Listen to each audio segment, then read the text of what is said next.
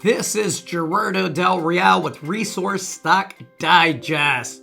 Joining me today is the president and CEO of Goldshore Resources, Mr. Brett Richards. Brett, it's been a bit. It's great to have you back on. How are you today? I'm great, Gerardo. How you doing? I am well. I am well. We chatted briefly at a recent investment conference, and you and I had conversations earlier in the year where you and the team were very, very enthusiastic about putting out a resource estimate later in the year. And it was one that you thought would be significant, and it was one that you told me you thought would capture the attention of mid-tiers and majors alike. That news was delivered mid-November, and so I wanted to make sure to have you back on. I want to start by congratulating you because it's a pretty robust resource. I would love for you to provide the context of that resource. Yeah, absolutely, Gerardo. We were excited. On November 15th, we put out a current resource estimate for just Moss Lake. And I think if people go back, they'll remember we acquired the Moss Lake project from Wesdome 18 months ago. We've been drilling ever since. We've got 75,000 meters drilled to kind of verify what our thesis was at the beginning. Because when you have a historic resource, you start from zero. It's guiding you, but you can't build on that. You really start over. So we put out a resource, 4.17 million ounces at 1.1 grams at Moss Lake only. We increased the tonnage by 33%. We increased the ounces by 33%. So that was very key. The East Coldstream historic resource still remains. We've done some drilling up there. We've still got 850,000 ounces at 0.8 grams. That is, that's a 5 million ounce package. But the story here is about the high grade. We have high grade shear domains contained within the inferred resource of 4 million ounces. We have 2.2 million ounces at 2 grams, and these high grade shears cut right through the center of Moss Lake. And why we're excited, and when we were talking at the conference, I said, Gerardo, this is 3.5 kilometers long. Mm-hmm. We're on a 35 kilometer long mineralized trend, and we have drilling to support that. Moss Lake is 8 or 9 kilometers long. We can support that with drilling, but we can't bring it in until we do some infill drilling. So there is a long way to go, but man, this is one exciting big project. As exciting as it is to have the 4.17 million ounces of gold and for you to have an opportunity for a high grade open pitable gold resource, let me tell you what I really like, because I tend to lean towards the exploration side of things and in my personal speculating habits. It really excites me that this resource doesn't include 52 holes because the assays hadn't been received at the time that this estimate was published. The other thing that really excites me is you have an additional 29 targets over a 35 kilometer trend. Can you speak a bit to the exploration upside and how you plan on unlocking the value there? Because you're going to clearly have to prioritize these targets moving forward. Absolutely. And we're spoiled for choice, as my friend Pete Flindell likes to say, who's our VP of exploration. What we have found now is that we have critical mass at Moss Lake. We have current critical mass, and that 4.17 million ounces is going to grow significantly when we do another mineral resource update at the end of Q1. We are probably going to include more than those 52 holes that didn't report in, and that's just waiting for assays at the end of the day. But the exciting thing is, yes, we're going to grow the global resource significantly, but we're also going to grow the high grade.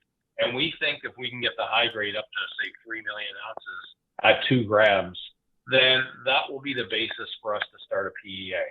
And that PEA will run until probably the end of Q2, probably run a few months. But I think that project contained within Moss Lake is going to be a winner. And the reason I think it's going to be a winner is because of grade.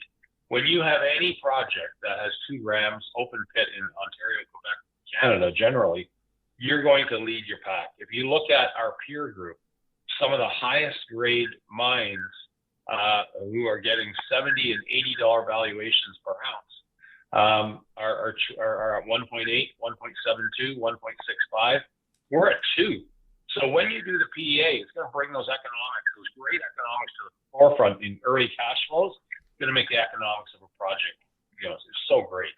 And, when we're talking about, CapEx, we're trying to make this compartmental size of a project that the market can couple $100, $200, $300 million CapEx project.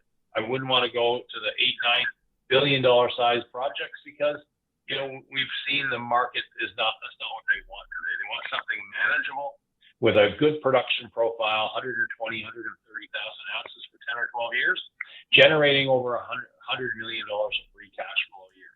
That project will get the market excited, and that's what we're going to deliver this year.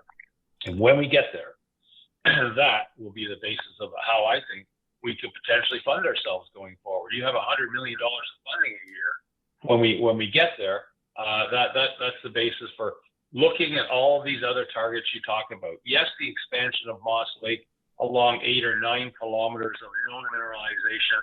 That's a generational size mine for us. Probably a phase 2 where we could take phase 1 and scale it up into phase 2. But Hamlin and Iris Lake and Vanguard, but East Coldstream, we haven't even talked about bringing that into kind of sequencing that into either a mine plan at Moss Lake or some sort of, standalone. It's only 11 kilometers away. You can certainly truck the ore. So that all has to be understood well. And then North Coldstream, and this is something completely different. We put out a press release earlier this year, about a month and a half ago, at North Coldstream, where we have 62.8 meters at 0.88% copper with 0.09% cobalt in there. So now we have this, EV, this battery mineral type deposit on our property. We have a couple of these VMS deposits that are quite large. This used to be, North Goldshore used to be a copper gold mine. And, is it possible that we can do something with that? Maybe put it into a separate company, spin-co it into Goldshore Resources to the benefit of Goldshore Resources and raise some money to prioritize drilling. Because to your point earlier, Gerardo, there's only so much capital, and we have to prioritize those 29 targets to bring projects into cash flow as soon as possible. So we're focusing on Moss Lake. We will get to Coldstream and we East Coldstream, and we'll do something with North Coldstream in due time. And I don't have an answer for that yet, but watch this space next year.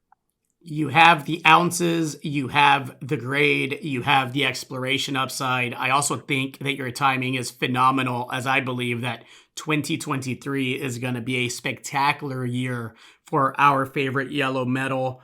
Brett, it was great to have you back on. Great to catch back up. I'm looking forward to doing it more often. Anything you'd like to add to that? No, Gerardo, I look forward to updating everybody in Q1 as to where we are, but watch the space. It's going to be an exciting project. And as we start to see gold recover and stabilize in this big macro environment that we've been dealing with for 10 months now, you're going to see gold strengthen, and you're going to see gold equities really start to leverage against the rest of the market. So watch this space, and GSHR on the ticker. Couldn't agree with you more. Thanks again. Take care. Hey everybody, Gerardo Del Real here. If you're enjoying the content that you just saw, you can let us know in 3 simple steps. Hit the like button, hit the subscribe button, and please share across your network and on social media. Take care, everybody.